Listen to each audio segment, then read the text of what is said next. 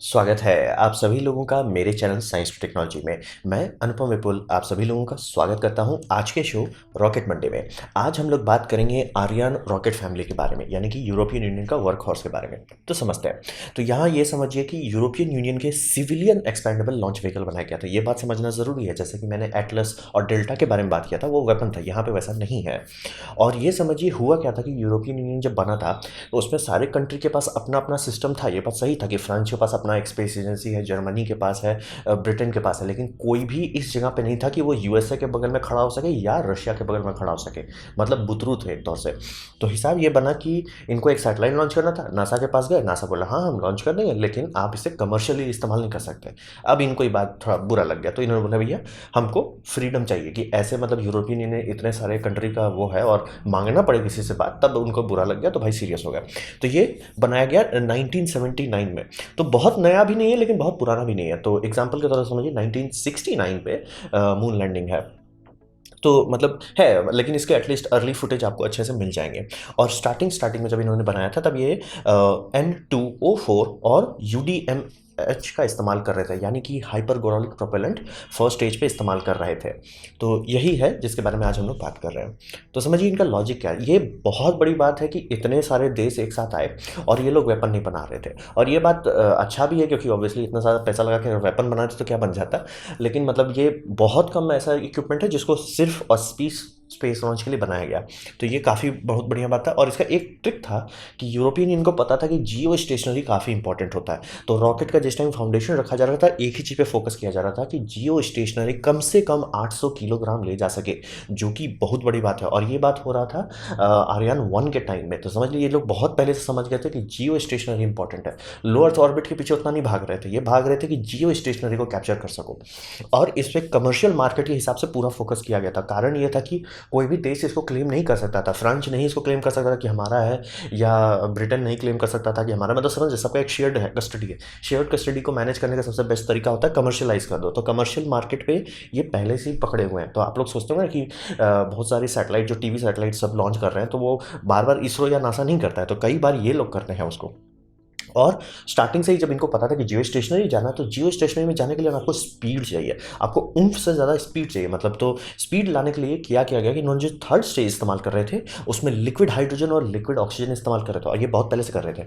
आप ये समझिए कि फाल्कन 9 को कई बार रिजेक्ट कर दिया जाता है मिशन से, सिर्फ इस कारण से कि भले उसका टन है कि मतलब बम बम वजन ले जा सकते हैं, लेकिन उतना तेजी से नहीं जा सकते, क्योंकि वो हाइड्रोजन और ऑक्सीजन नहीं इस्तेमाल कर रहा है। क्योंकि हाइड्रोजन और ऑक्सीजन ज़्यादा माइलेज देता है। तो जब आप मतलब समझिए लोअर ऑर्बिट के पार पहुंच रहे हैं, तब आपके पास माइलेज होना चाहिए ताकि आप स्पीड पकड़ सकें।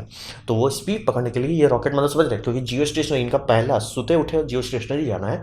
तो ये स्पीड को एकदम सीरियसली मान के चल रहे थे। भले आप कागज में देखेंगे कि अरे स्पेस एक्स का फाल्कन 9 ज़्यादा टन ले जा सकता है, ये ज़्यादा ऊपर ज़्यादा जल्दी पहुंच रहा है, क्योंकि इसको एक चीज़ के लिए बनाया गया था, भैया तुम जियो स्टेशनरी पे ले जाओ। तो ये रॉकेट बहुत पहले से जियो स्टेशनरी को संभाल सकता था। इसीलिए आप देखते होंगे इसरो का बहुत सारा रॉकेट इस सिस्टम से भेजा जाता है। रॉकेट बोल रहा हूँ, सैटेलाइट बोलते हैं। तो फिर इसे समझिए इसका भी वही हुआ, नॉर्मल नॉर्मल 1 बनाए, 2 बनाए, 3 बनाए, सब हुआ, डेवलपमेंट हुआ। फिर 5 में इन्होंने चेंजेस किए कि नहीं ठीक है, रिक्वायरमेंट बढ़ते जा रही थी। और 4 जो है 100 मिशन कर चुका था, लेकिन अब लोग नहीं कुछ बम चाहिए, तो आर्यन 5 बनाया गया।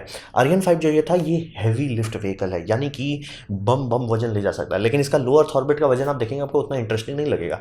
बात यह है कि ये जियो स्टेशनरी पे बहुत भारी चीज़ ले जा सकता है, क्योंकि वो इस बार इन्होंने कोर में, जनरली की अपर स्टेज में ये हमेशा से क्रायोजेनिक इस्तेमाल कर रहे थे, लेकिन इस बार लोअर स्टेज में कोर बूस्टर जो है, कोर बूस्टर में इन्होंने लिक्विड हाइड्रोजन और ऑक्सीजन इस्तेमाल किया, जैसे कि स्पेस शटल करता था। तो साइड में 2 सॉलिड बूस्टर है जो इनको ग्राउंड से ऊपर ले जाता है। बूस्टर जैसे ही खत्म होता है, मतलब मेन कोर इंजन जो है, इसका थ्रस्ट का फायदा उठा के ये काफ़ी स्पीड से काफ़ी ऊपर जा सकते हैं। मतलब समझिए जो सैटेलाइट भेजने में एक एक अच्छे अच्छे रॉकेट का बैंड बच जाए, ये वैसा 2 सैटेलाइट को जियो स्टेशनरी पे ऑर्बिट में भेज सकता है। ये समझिए कि बहुत खास तौर पे डिज़ाइन किया गया था कि जितना भी चीज़ इन्होंने सीखा आर्यन 1 से, आर्यन 2 से, आर्यन 3 से, आर्यन 4 से, सबको मिला के, और एक ऐसा मार्केट जहाँ पे जियो स्टेशनरी का कोई और फोकस नहीं कर रहा था, तो ये लोग उस मार्केट को अपना समझ के कैप्चर कर लिए थे कि नहीं आपको सैटेलाइट भेजना है, जियो स्टेशनरी भेजना है, आप हमारे पास आइए और आप किसी के पास जाइए ही नहीं। तो ये मार्केट में बहुत बड़ा डोमिनेशन बना के रखा हुआ था कि मतलब और कोई है ही नहीं मार्केट में जो जियो स्टेशनरी सैटेलाइट सस्ते दाम पे बेच सके। क्योंकि मतलब समझिए सैटेलाइट अगर 1 टन का है तो भले आप कर सकते हो कि 4-5 के साथ भेज दो, लेकिन मान लीजिए अगर ये हो जाता है सैटेलाइट 3 टन का है, तब उसके लिए आपको एक डेडिकेटेड रॉकेट चाहिए। ये इकलौता था जो 3 टन का 2 को एक साथ भेज पाता था। तो समझिए बहुत बम बम इसका फ़ायदा हुआ। तो ये समझिए 2 हैवी जियो स्टेशनरी सैटेलाइट को एक बार में भेज पाना ये इसी के साथ पॉसिबल था। और इसका फेयरिंग भी जो बनाया गया था बहुत बड़ा है, मतलब इसके फेयरिंग के अंदर फाल्कन 9 का फेयरिंग हट जाए। फाल्कन 9 मतलब फेयरिंग के हिसाब से काफ़ी छोटा है, क्योंकि वो बनाया गया था लो अर्थ ऑर्बिट के लिए, ISS को सप्लाई करने के लिए बनाया गया था। तो वो काफ़ी बड़ा है, काफ़ी काम कर लेता है, लेकिन ये थोड़ा दादाजी है, मतलब ये एक काम के लिए बनाया गया, ये मास्टर है उस काम में। आर्यन 5 मतलब समझिए अभी यूरोप का वर्क हाउस है, अभी यूरोप को किसी से मांगने की जरूरत नहीं पड़ती, वो सिर्फ और सिर्फ इसी के कारण है। तो अब बात करते हैं, ये काफ़ी पुराना है तो इसकी लेगेसी बम बम बच चुकी है, यानी कि ये कर चुके हैं। बहुत सारी कंपनी होती है ना, हम रॉकेट बनाएंगे, हम लॉन्च करेंगे, ये कर चुके हैं, मतलब एक्सपीरियंस है, पैसा है, और जो हिस्ट्री है इनकी बहुत भयानक है। यानी कि ये टोटल अगर आप पूरा सीरीज़ को देखेंगे तो 235 से ज़्यादा सक्सेसफुल लॉन्चेस हो चुके हैं। मतलब ऑब्वियसली शुरू शुरू में काफ़ी सारे फ्लॉप हुए थे, लेकिन इनका सक्सेस रेट बम बम है। मतलब समझिए बहुत कम कंपनी जो कह सकती है कि हम, या हमारा रॉकेट या हमारा फैमिली, रॉकेट की फैमिली 100 पहुंची है, ये जनाब जी मतलब पूरा अगर फैमिली देखते हैं तो 235 पे पहुंची हुई है। और इसमें आर्यन 4 जो है और आर्यन 5 ये दोनों इतना सक्सेसफुल रहा। आर्यन 4 जो था छोटा था, लेकिन मतलब उसका भी इतना डिमांड था कि वो बम बम 100 लॉन्च से के आसपास क्रॉस कर जाएगा। 113 लॉन्च था शायद उसका टोटल, और आर्यन 5 भी कुछ दिन में हो ही जाएगा। तो मतलब एक होता है कि ट्रैक रिकॉर्ड, लंबा इंड्योरेंस का, ये बहुत बड़ा इंड्योरेंस रखे हैं, कोई और कंपनी कुछ भी इसके आसपास भी नहीं पहुंचती है। तो ये हो गया। और इसका इससे ये होता है ना कि इनके पास हाई डिग्री ऑफ कॉन्फिडेंस है, यानी कि कोई भी कंट्री होती है कुछ ऐसा बना रही है जो रेयर है, जिसको मतलब दोबारा आप रिप्लेस नहीं कर सकते, जिस पे आप रिस्क नहीं ले सकते, आप शांति से आंख मूंद करके इसी के पास जाएंगे। एग्जाम्पल के तौर पे नासा का जेम्स वेब स्पेस टेलीस्कोप, क्या अमेरिका के पास ऐसा रॉकेट नहीं है जो इसको भेज सकता है? आराम से है, बस उतना भरोसेमंद नहीं है जितना ये आर्यन बन चुका है। तो यही आर्यन का ये जो कॉन्फिडेंस है कि समझिए नासा वाले आ रहे हैं इनके पास, उल्टा हो गया जैसे मतलब शुरू शुरू में इनको यूरोपियन यूनियन को जाना पड़ रहा था, अब अमेरिका को आना पड़ रहा है वापस। तो ये पहुंच पाना कि इस जगह पर $10 बिलियन के आसपास का टेलीस्कोप को आप पे भरोसा किया जा रहा है, ये बहुत बड़ी बात है, बहुत बड़ा। मतलब इस लेवल की सिक्योरिटी को अर्न करना कि नहीं आप मुझे कुछ दोगे वो हम ऊपर पहुंचा देंगे सही सलामत, बहुत रेयर बात है। और यही इसकी सबसे बड़ी बात, लेगेसी यही है। कमर्शियल मार्केट ये अपना समझ कर रहा, आपको कई बार हुआ स्पेसएक्स को शुरू शुरू में यही प्रॉब्लम हो रहा था कि बहुत सारे लोग, भले उनको पता था कि स्पेसएक्स शायद कर ले, लेकिन रिस्क नहीं ले सकते थे। जैसे कि ये फेसबुक रिस्क लिया था कि सैटेलाइट स्टारलिंक बोल रहा हूँ, स्पेसएक्स के द्वारा लॉन्च किया, लेकिन वो बुम हो गया। तो वही समझ लीजिए कि ये लेगेसी बनाना अच्छे अच्छों की बस की बात नहीं है। और इसीलिए कई बार आपको लगेगा कि ये रॉकेट क्यों नहीं कर लिए, बस वही होता है कि लेगेसी नहीं होती है। अगर आपको भरोसा नहीं है कि उन लोगों पे कि भैया ये गारंटीड दे रहे हैं कि हम पहुंचा ही देंगे, तब तक आप कैसे रिस्क लोगे? जैसे कि होता है ना कि अमेजोन में हम लोग क्यों खरीदते हैं, ना कि इधर उधर वाले से, क्योंकि अमेजोन में रिटर्न पॉलिसी है। तो वही लेगेसी इन्होंने बहुत अच्छा, बहुत मेहनत करके बनाया है। अब बात करते हैं इनका भविष्य क्या है। इनके साथ भी वही हो रहा है कि भाई फाल्कन 9 जो है, भले उसको थोड़ा देर आए दुरुस्त आए, लेकिन वो इतना सस्ता है कि कंपटीशन है नहीं। मैंने नीचे 2012 में लिया गया इलॉन मस्क का मैंने इंटरव्यू दे दिया है, और उसमें आप देख सकते हो सीधा सीधा बोल रहा है, क्योंकि दोनों मतलब आर्यन 5 जो है इस्तेमाल किया जाता है ISS को रीसप्लाई करने के लिए, लेकिन वो ह्यूमन रेटिंग रखते हुए बावजूद भी उसके ऊपर स्पेस प्लेन कभी नहीं बनाया गया।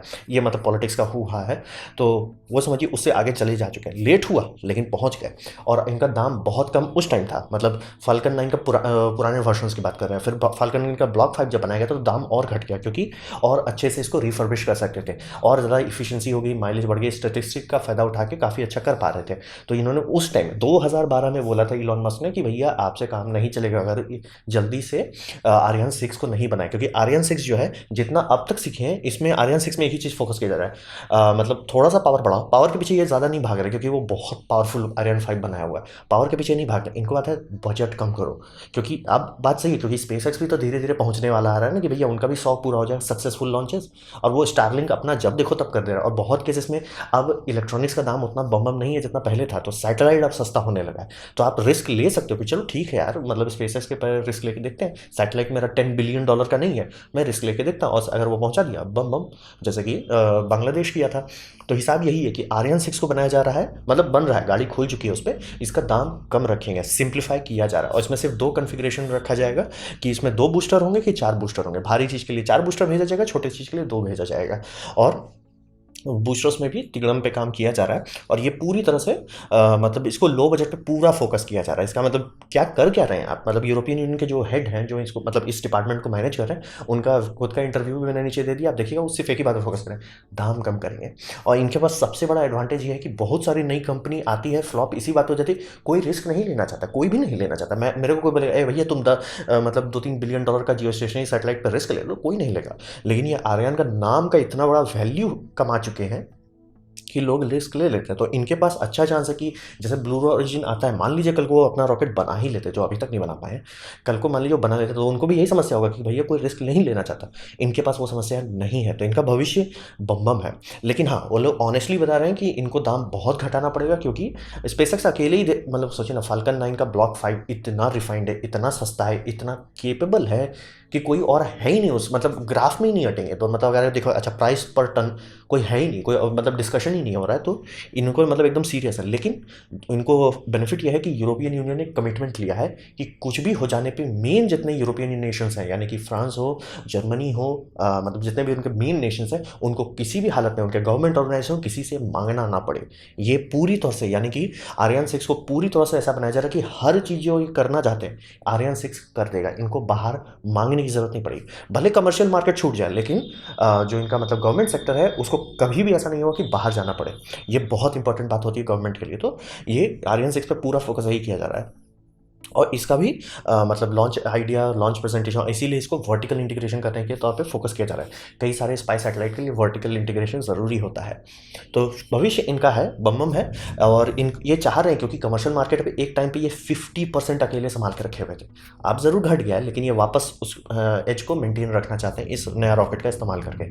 देखिए कर पाते हैं कि नहीं, क्योंकि मतलब है यूरोपियन यूनियन, है गवर्नमेंट, है हुआ खूब सारा, तो उसके चक्कर में आराम से। और चूँकि अगर गलती से, I am sorry about that, अगर मान लीजिए स्टारशिप बन जाता है, स्टारशिप क्या कर रहा है, I am sorry about that, starship अगर सक्सेसफुली बन जाता है और अगर उसका दाम एक्चुअली उतना हो जाता है जितना पे वो एम कर रहे हैं, या उसका डबल भी होता है, ये तो टिक ही नहीं पाएगा। मतलब जैसे 2012 में इंटरव्यू हुआ था कि भैया आपका 5 नहीं टिकेगा, 6 में कूदो, 6 कूदने में लेट हो गया, तो 6 जब आएगा तो बोलेगा नहीं भैया 6 में नहीं होगा, तो 7 में चलो। तो भविष्य है इनका, मतलब इनको कोई दिक्कत नहीं वाला, कंपनी चलेगी, इनका नेम रेपुटेशन जब तक मेंटेन कर पाएंगे तब तक ये टिके रहेंगे। लेकिन कमर्शियल मार्केट में ये फिसलने का रिस्क है। तो ये था मेरा प्रेजेंटेशन आर्यन रॉकेट के बारे में। उम्मीद करता हूँ आपको अच्छा लगा, कुछ सीखने मिला, आपको समझ में आओ। अगर ऐसा है लाइक कर दें, दोस्तों शेयर कर दें, उससे मेरा काफ़ी भला होगा। नहीं अच्छा लगा, नहीं पसंद आया, कोई बात नहीं, आप डिसलाइक कर सकते हैं। मैं कहूँगा डिसलाइक 2 बार दबाएं, उससे मुझे पता चलेगा कितना ना पसंद हुआ है। मैं आपसे कहूँगा कि कमेंट लेकर मैं हर कमेंट की जवाब देने की कोशिश करता हूँ। आपसे कहूँगा सब्सक्राइब कीजिए, बेल दबाइए अगर आप फ्री हैं तो। आपने मेरा वीडियो देखा, जान के मुझे बहुत खुशी हुई। धन्यवाद।